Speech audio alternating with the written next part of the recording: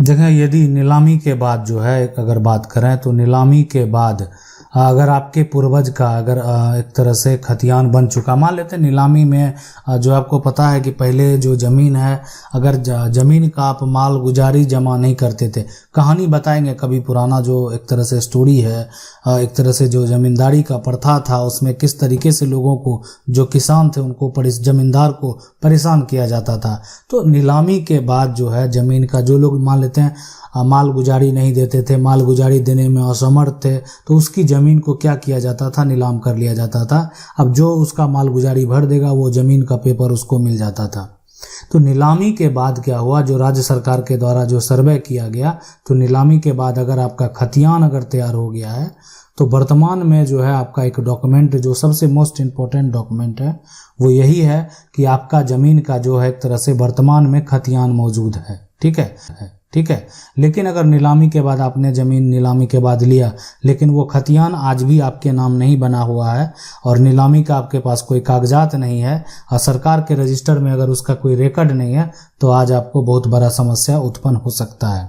ठीक है, इसलिए कि अगर सरकार उसको निकालने के लिए असमर्थ है, आपके पास जो है आपका समझ सकते हैं कि उस समय खतियान बन गया और आपके द्वारा किसी प्रकार का या आपके पूर्वज के द्वारा किसी प्रकार का कोई भी ऑब्जेक्शन नहीं लगाया गया, तो इसमें फिर सिर्फ नीलामी के एक तरह से कोई कागजात के आधार पे आप अपना दावा पेश करेंगे तो वो जो है संभव नहीं है। तो नीलामी के जो आप एक तरह से कागजात है उस आधार पे आप दावा पेश करते हैं। लेकिन अगर आपका खतियान अगर बना हुआ है तो खतियान अगर आप निकाल लेते हैं और खतियान के हिसाब से जब भी आप दावा पेश करेंगे तो इसलिए कि वो जो है कि पेपर आपका है वो आप जाके अपने ज़िला में जाएंगे और ज़िला का जो एक तरह से अभिलेख विभाग है, अभिलेख विभाग से जो है आप उस डॉक्यूमेंट को निकाल पाएंगे आसानी से। ये सवाल पूछ रहे हैं कि सर मेरा जो ग्रैंडफादर ने नीलामी में 1974 में ज़मीन खरीदे थे, लेकिन पेपर कहाँ से निकलेगा, कुछ आइडिया नहीं है, प्लीज़ हेल्प कीजिए। तो देखें, अगर नीलामी के समय में जो है आपके पूर्वज के द्वारा जो ज़मीन लिया गया था,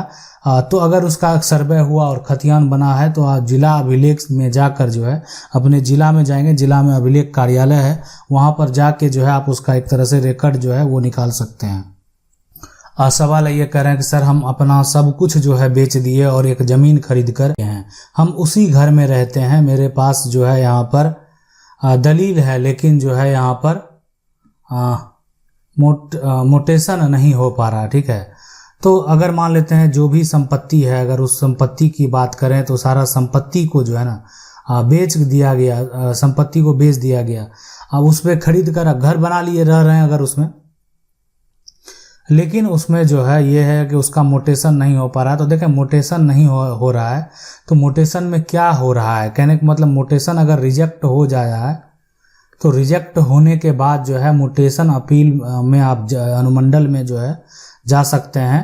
आप DCLR कोर्ट में जो है वो जा सकते हैं या ADM कोर्ट में आप जो जा सकते हैं, जिला कलेक्टर के पास जा सकते हैं। तो यानी पहले आपको ये प्रयास करना है। अगर देखें मोटेशन जो है, अगर बात करें कि जो मोटेशन है अगर आपका रिजेक्ट हो जाता है, ठीक है, उस केस में जो है आपके पास ये उपाय है, आप उस केस में जो है आपके पास ये उपाय है, आपके पास ये विकल्प है कि ये कार्य आप जो है वो कर सकते हैं। कहे कि रिजेक्ट जो हुआ है उसका कारण एक तरह से देखा जाएगा कि किस आधार पर आखिर आपका मोटेशन क्यों नहीं किया गया, क्या कमी है। ठीक है, और वो भी आप भी जानने का प्रयास करेंगे कि अगर मान लेते हैं कोई रेवेन्यू ऑफिसर है आपका, जो मोटेशन अगर वो रिजेक्ट करते हैं तो वो रीजन भी लिखेंगे कि आपका मोटेशन जो है क्यों रिजेक्ट किया गया है, और आपका प्रयास रहेगा वो अगर आप जान जाएंगे, हमको भी बताएंगे तो हम आपको गाइड कर सकते हैं कि आखिर करना क्या चाहिए। अन्यथा आप भी अगर उसको पढ़ेंगे, अगर समझ लेंगे तो उस हिसाब से आप उसको सही करने का प्रयास करेंगे। अगला जो सवाल है, 3 भाई थे ABC और केवल एक ही जो है एक पुत्री S जिसकी शादी 1970 में हुई थी और B की मृत्यु 1995 में हुई है और C जो है पूरी जमीन प्राप्त हो गई है ना। C की जो है कोई संतान नहीं है। A की पुत्री जो है पुत्री S को उसकी संपत्ति पाने का अधिकार है। देखें, बिल्कुल जो A का है उसका एक तरह से यहाँ पर जो है पुत्री है, एक पुत्री है जिसका नाम एस है। और अगर मान लेते हैं कि और परिवार में कोई भी, अब जैसे कहने का मतलब सी का कोई संतान ही नहीं है, बी का मृत्यु हो गया है और उसके बारे में कोई वर्णन ही नहीं किया गया है, तो अब जितना भी जो होगा संपत्ति का हक कानूनी तौर पर जो अधिकार होगा, है ना, कानूनी अगर यहाँ पर अधिकार की अगर बात करेंगे तो ये इसलिए कि एक ही बेटी है और एक ही बेटी को ही संपत्ति का पूरा अधिकार होगा कानूनी तौर पर। ये मामला कोई अगर हड़प भी लिया है तो भी आप कानूनी तौर पर केस फाइल करके संपत्ति को वापस पा सकते हैं। इसलिए कि यहाँ पर तो आप जो है उत्तराधिकारी हैं और उत्तराधिकारी हैं उस अनुसार पे आपको संपत्ति जो है कोई हड़प लिया, कोई बेच लिया, फिर भी आप संपत्ति जो है कानूनी तरीके से वापस पा सकते हैं। और इसके लिए आपको क्या करना पड़ेगा, आपको सिविल कोर्ट जाना पड़ेगा और सिविल कोर्ट में जो है सिविल लॉयर से मिलकर जो है एक केस फाइल करना पड़ेगा उस व्यक्ति के ऊपर जो वर्तमान में उस संपत्ति पर अभी जो है एक तरह से अपना कब्जा जमाए हुए है।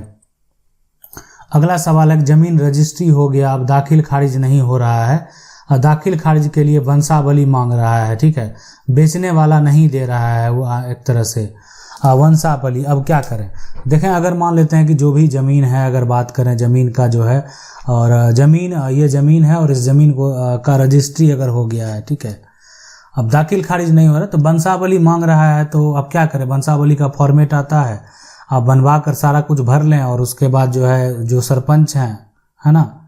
सरपंच से सिग्नेचर ले लें। तो ये एक प्रक्रिया होता है, मांग रहा है तो देना होगा। तो वंशावली बनाना कोई ये नहीं है, वंशावली का फॉर्मेट का फॉर्म ले लेंगे।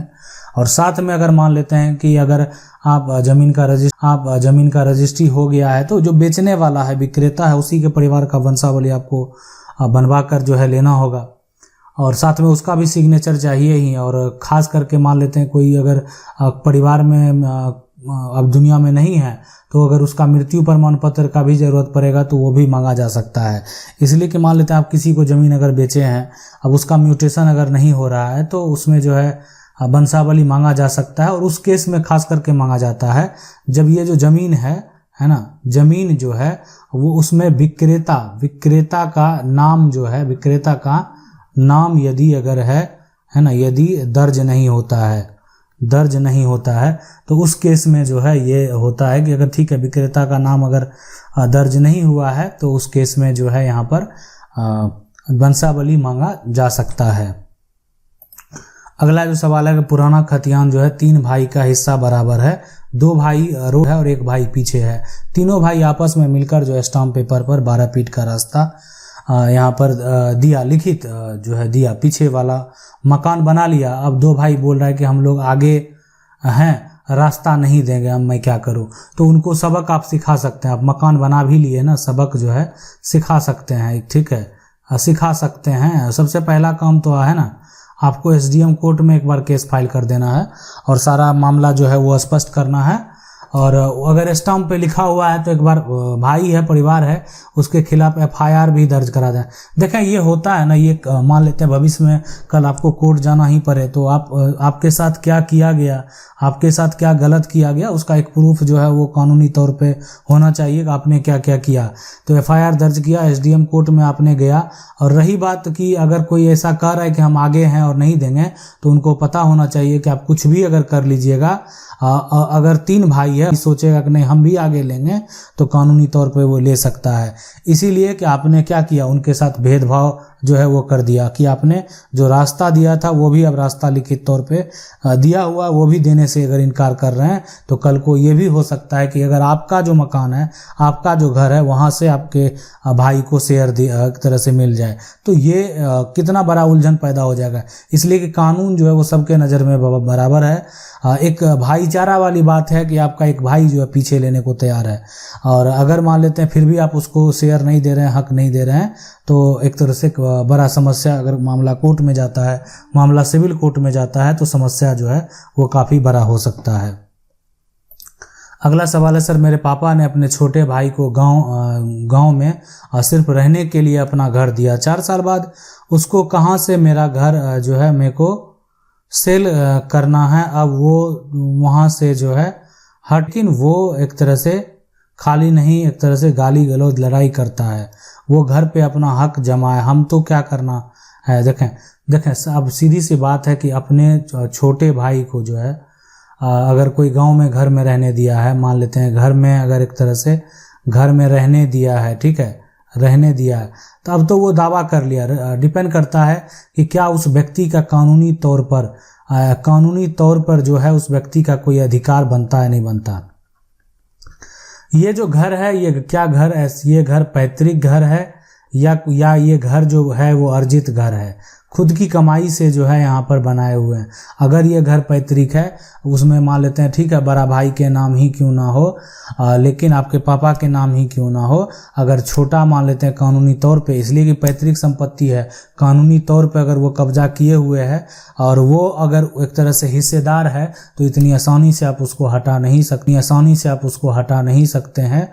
इसलिए कि वो क्या है, हिस्सेदार है। रही बात की कानूनी तौर पर हक तो सबका बराबर होगा, तो अगर उसका हक नहीं बनता है, वो अपना हक बेच दिया है, तो मामला को जो है आप जाकर शिकायत जो है आप जाके पुलिस प्रशासन से कर सकते हैं, जो है एसडीओ के पास कर सकते हैं। तो ये जो है एक तरह से उनके पास शिकायत लेकर जा सकते हैं कि इस तरह से समस्या, आप घर रहने को भी दिए और फिर आपको गाली गलौज करता है जबकि आपका मकान है। फिर भी मान लेते हैं अगर वो कानूनी तौर पर हटने को तैयार नहीं है तो आप सिविल कोर्ट में भी उसके खिलाफ जो है अवैध तरीके से आपके संपत्ति को दखल करना और आपके संपत्ति को जो है क्षतिग्रस्त करना